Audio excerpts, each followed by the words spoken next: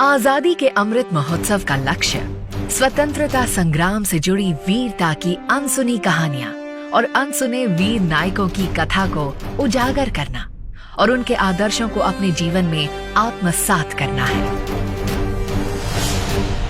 ये शौर्य गाथा देश में सदियों से घुले मिले कई जनजातियों में से प्रमुख भील जनजाति और उनके बीच स्वराज का बीज बोने वाले और उन्हें नई पहचान दिलाने वाले महानायक गोविंद गुरु की है।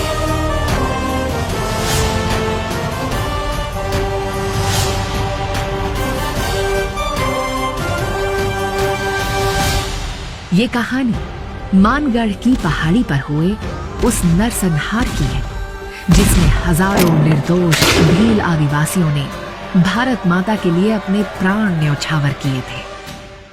गुजरात की सीमा में मानगढ़ पहाड़ी पर स्मृति वन बना है जिसका उद्घाटन तत्कालीन मुख्यमंत्री और वर्तमान प्रधानमंत्री श्री नरेंद्र मोदी जी ने किया था। आज भूमि पर गोविंद गुरु ने प्रेरणा दी। निशस्त्र समाज सुधारक तरीके काम कर रहा है भगतों समूह संप सभाना लोगों संप सभाना लोगों समाज सुधारવાનું કામ કરે અંગ્રેજ સલ્તનત સામે પોતાનો અવાજ ઉઠાવે અને ગોવિંદ ગુરુથી અંગ્રેજ સલ્તનત ફફડી। गोविंद गुरु का जन्म 20 दिसंबर 1858 को राजस्थान के डूंगरपुर के बंसिया गांव में हुआ था। उनके नेतृत्व में भीलों का भगत आंदोलन शुरू हुआ था। जब गोविंद गुरु केवल 20 वर्ष के थे उसी समय उन्होंने स्वामी दयानंद सरस्वती के आदर्शों से प्रेरणा ली और 1883 में संप सभा की स्थापना की और इसका आयोजन और प्रसार करना शुरू किया।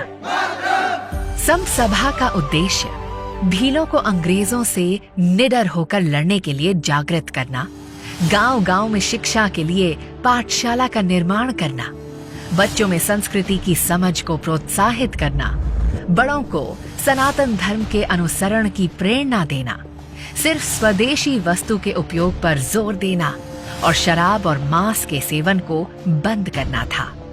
महात्मा गांधी द्वारा स्वतंत्रता की लड़ाई में संप सभा के आदर्शों से भी प्रेरणा ली गई।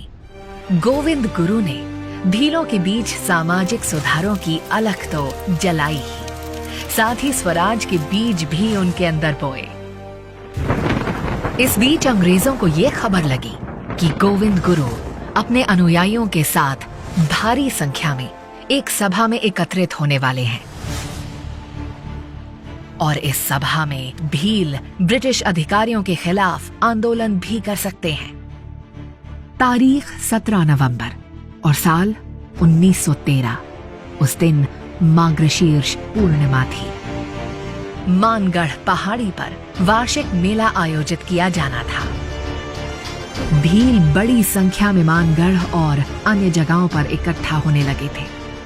उस बढ़ती भीड़ ने ब्रिटिश हुकूमत की रातों की नींद उड़ा दी। पुलिस ने कर्नल शटर के नेतृत्व में निर्दोष भीलों को घेर कर उन पर गोलियों की बारिश शुरू कर दी। ये भयावह त्रासदी 2 घंटे तक चली और 1500 से अधिक भीलों के लहू से ये पहाड़ी रंग गई। गोविंद गुरु को गिरफ्तार कर लिया गया। उन्हें फांसी की सजा हुई जिसे बाद में आजीवन कारावास में बदल दिया गया।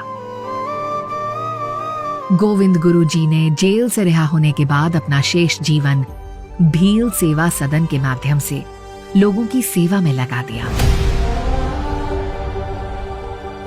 उन्होंने भुरेठिया और गीतों के माध्यम से भीलों को जागरूक किया। जब पूरा भारत अंग्रेजों के खिलाफ छिड़ी लड़ाई में अपने अपने तरीके से योगदान दे रहा था, उस समय गोविंद गुरु अज्ञानता और अशिक्षा के जाल में फंसे आदिवासियों को जगा रहे थे और जला रहे थे उनके अंदर देशभक्ति की मशाल। ऐसे वीर को शत शत नमन।